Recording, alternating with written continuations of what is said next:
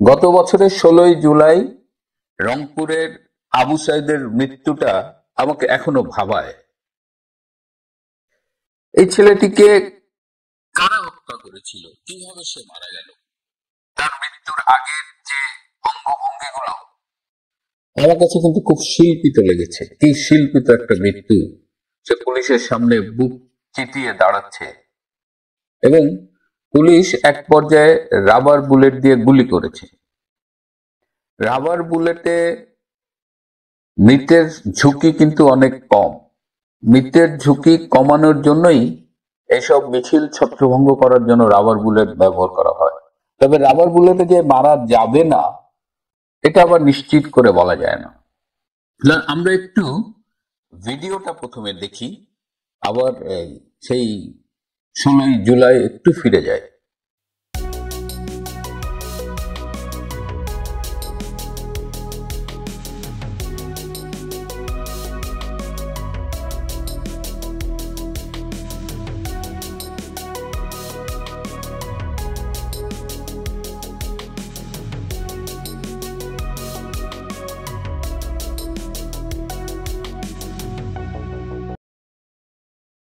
Amnesty international তারা এই satellite image বিশ্লেষণ করে বলছে যে পুলিশ 15 মিটার দূর থেকে রাবার বুলেটের এই যে গুলি করেছিল।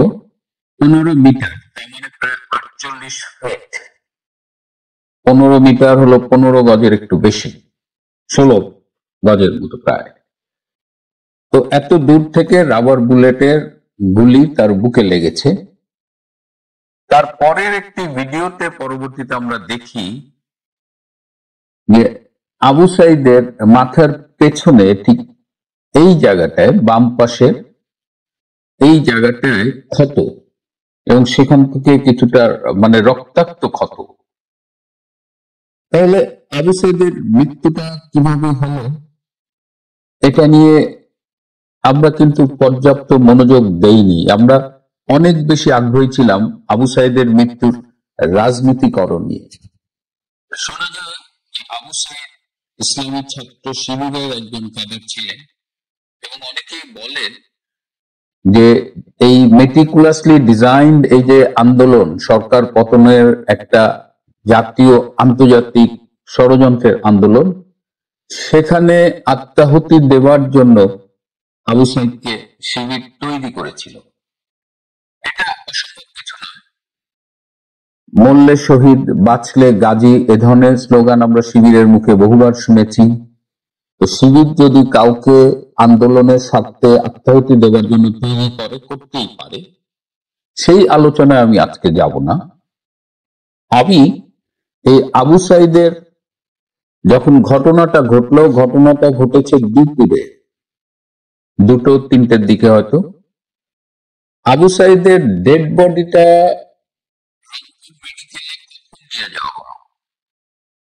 আবু সাইদের ডেথ সার্টিফিকেট ইস্যু করা হয়েছে এবং সেখানে যে সময় লেখা হয়েছে সেটা হলো রাত 8:05 8:05 PM।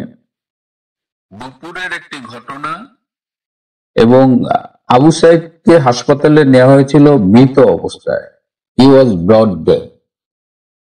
এই মাঝখানের 5-6 ঘন্টা সময় কি ঘটেছিল, আমরা যদি এই প্রশ্নটার উত্তর খুঁজে পাই তাহলে আবু সাইদের হত্যাকাণ্ডের অনেক রহস্য কিন্তু মিটে যাবে। আবু সাইদের পোস্টমর্টেম রিপোর্ট নিয়ে নানামুখী আলোচনা চলছে। আমি আবু সাইদের পোস্টমর্টেম রিপোর্টটার একটা কপি পেয়েছি। রিপোর্টটা আপনাদের বোঝার স্বার্থে আমি একজন ডাক্তারের কাছে পাঠিয়েছিলাম এবং তিনি সেটি একদম স্পষ্ট করে আমাকে টাইপ করে পাঠিয়েছেন।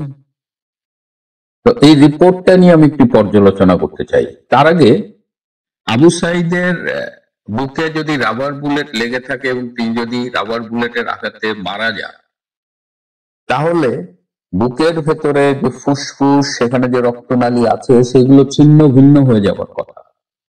কিন্তু আবু সাইদের ডেড বডির উপরে পোস্টমর্টেমে তার বুকের ভেতরে কোনো ধাতব বস্তু, কোনো গুলি, কোনো কিছু পাওয়া যায়নি। এটা নিয়ে কোনো বিতর্ক নাই। তার বুকের ভেতরে যে কোনো বুলেট বা মেটালিক কোনো কিছু ছিল না, এটা একদম ক্লিয়ার। গুলি লাগলে তার যে ভেতরের অঙ্গ প্রত্যঙ্গ, রক্তনালী, এগুলো যে ছিঁড়ে যাবে সেরকমও কোনো লক্ষণ ছিল না, বরং ছিল তার ফুসফুস কনজেস্টেড। এবং বলা হচ্ছে এই যে ফুসফুসে যে রক্ত প্রবাহ স্বাভাবিকের চেয়ে বেশি ছিল, কনজেশন ছিল, এবং এটাকে বলা হচ্ছে যে অক্সিজেন প্রবাহ কমে যাওয়ার কারণে এই কনজেশনটা হয়েছিল, due to hypoxia, lack of oxygen. তার মানে কি, যদি বুলেট ইঞ্জুরিতে ভেতরে ছেঁড়া বেড়া হয়ে যেত, ছিন্ন ভিন্ন বিচ্ছিন্ন হয়ে যেত, তাহলে আমরা যে চিত্রটি দেখতে পেতাম সেটি আমরা পাইনি।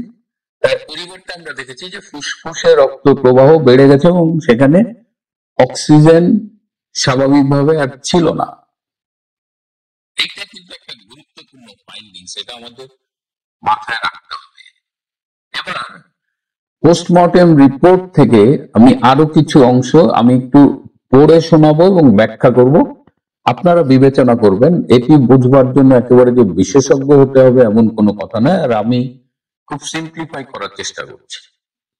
যেমন বলা হচ্ছে যে one lacerated wound present at the left parietal occipital region of the scalp measuring about 3 inches by 1.5 inches with clotted blood was present। তার মানে যেটা বললাম যে মাথার বাম পাশের এই প্যারাইটাল অক্সিপিটাল রিজনে একটা 3 ইঞ্চি বা 1.5 ইঞ্চি ক্ষত পাওয়া গেছে, যেখানে রক্ত জমাট বেঁধেছিল। এইটা একটা ইম্পর্টেন্ট ফাইন্ডিংস। আর একটা ইম্পর্টেন্ট ফাইন্ডিংস আমি আপনাদের একটু পড়ে শোনাই।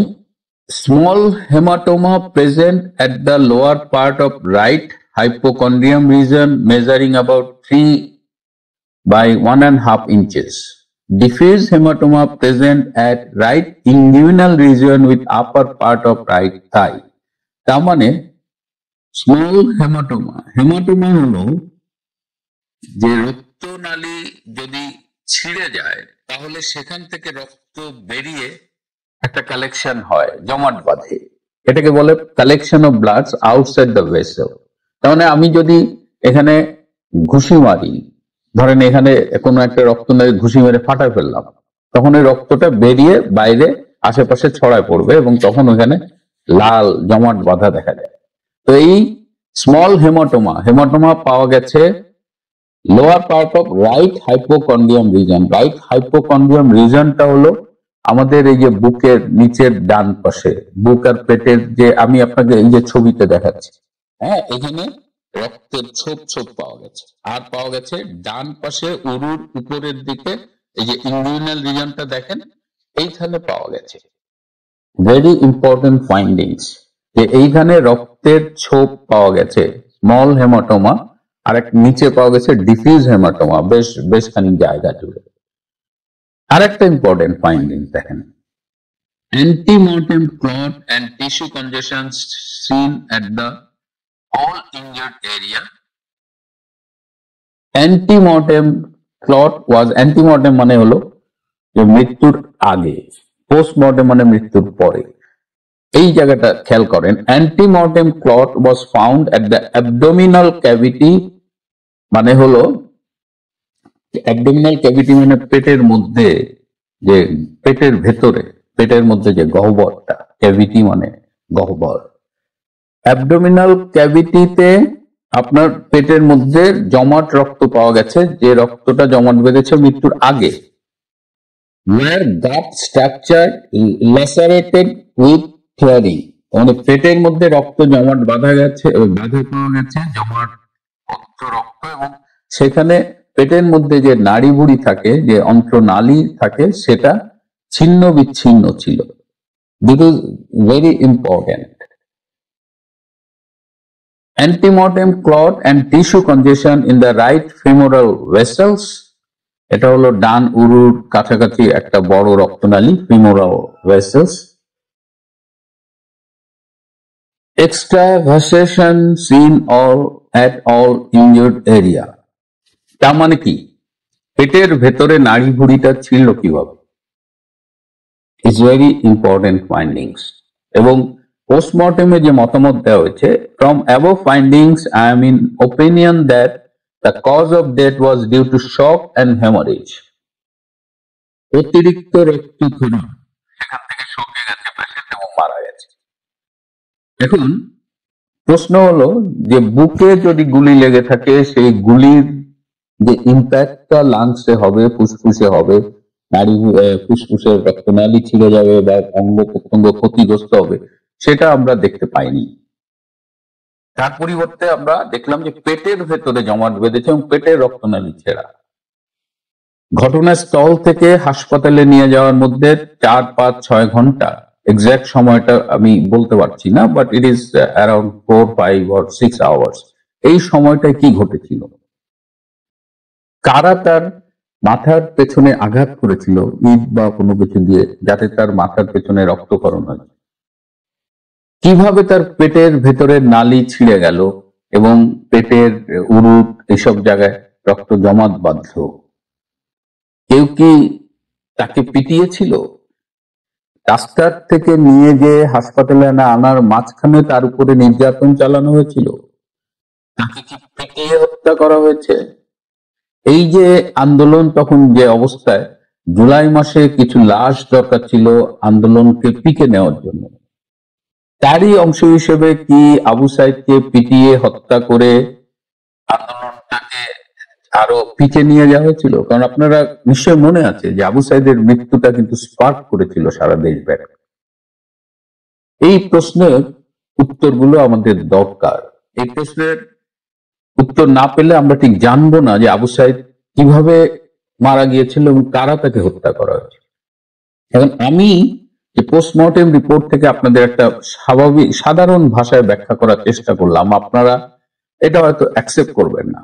অনেকেই বলছেন যে এই পোস্টমর্টেম রিপোর্টটা ঠিক মতো লেখা হয়নি, ম্যানিপুলেট করা হয়েছে, ডাক্তারের উপর প্রেশার করা হয়েছে। তাহলে এটার সলিউশন থেকে আমি একরকম বলবো, আমি পোস্টমর্টেম রিপোর্টের কথা বলবো, আপনি বলবেন পোস্টমর্টেম রিপোর্ট মানি না। তাহলে এই জায়গাটায় আবু সাইদের মৃত্যু রহস্য খুঁজে পাওয়ার জন্য আমাদের আসলে কি করতে হবে? আমাদের এই যে জুলাই আগস্টের যে তথাকথিত ষড়যন্ত্র বা কেউ কেউ বলেন অভ্যুত্থান, এখানে অধিকাংশ মৃত্যুই রহস্যজনক।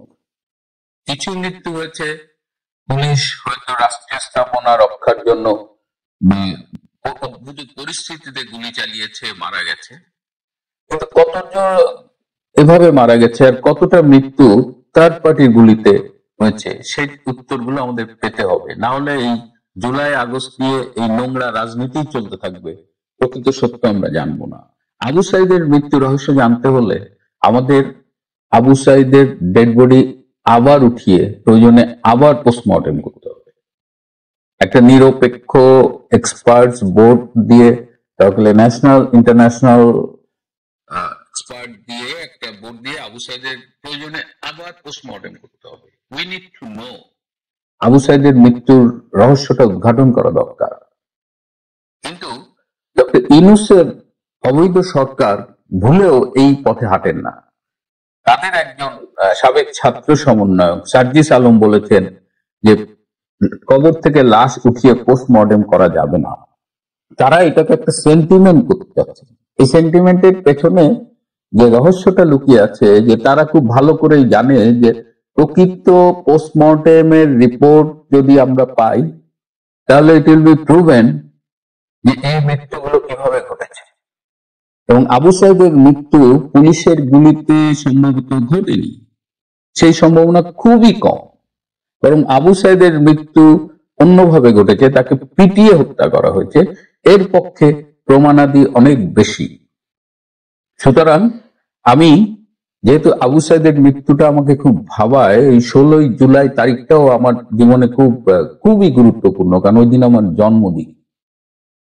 তো আবু সাইদের মৃত্যু নিয়ে আমি একটা ওপেন চ্যালেঞ্জ রেখে গেলাম ডক্টর ইউনূসের সরকারের কাছে। যদি সাহস থাকে একটা নিরপেক্ষ বোর্ড গঠন করে এক্সপার্ট দিয়ে তার,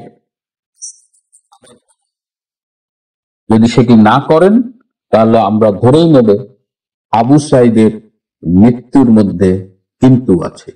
এবং আবু সাইদের মৃত্যুর ভেতরে যে রহস্য আছে সেটি আপনারা চান না উদ্ঘাটন করতে। আরেকটু স্পষ্ট করে বলি, অত্যন্ত পরিকল্পিতভাবে আবু সাইদকে হত্যা করা হয়েছিল। তাকে হত্যা করেছিল তার এই আন্দোলনের সহযোদ্ধারা। তাকে পিটিয়ে হত্যা করা হয়েছিল, পুলিশের গুলিতে নয়। আবু সাইদকে হত্যা করা হয়েছিল পিটিয়ে, ষড়যন্ত্রের অংশ হিসেবে।